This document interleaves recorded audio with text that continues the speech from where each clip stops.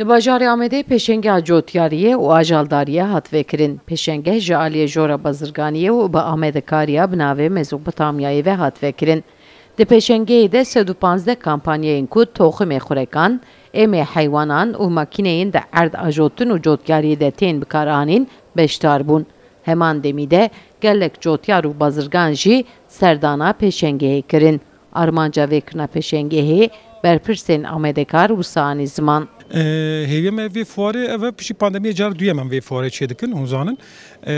Gora salê üçün bêtir gewre bû, hîn meztir bû. Qederê 115 kompanyê me tevlî vê marazê bûn.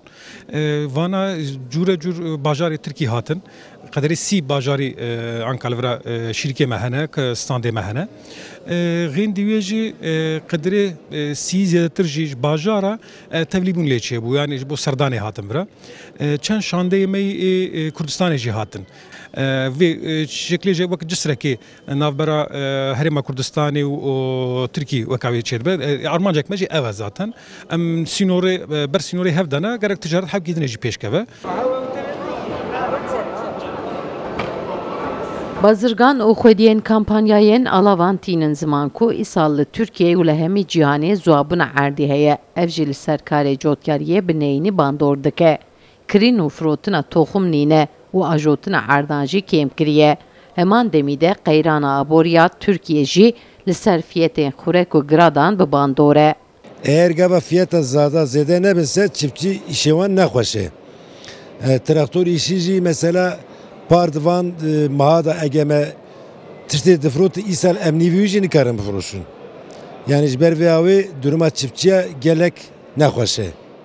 Evê mesela mazota, ondan sonra gübreye, ondan sonra işçilik, fiyatê traktora.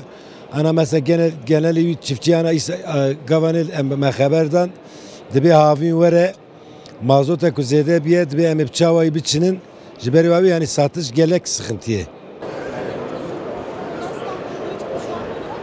Di pêşengehê de makîneyên nûjen ên nû derketine û di cotyariyê de tên bikaranîn bala beşdarvanan dikşîne. Ji wan yek flaykên ku li ser erda derman dike heye, ya din jî makîneya ku kevirên li ser erda hene kom dike bûn.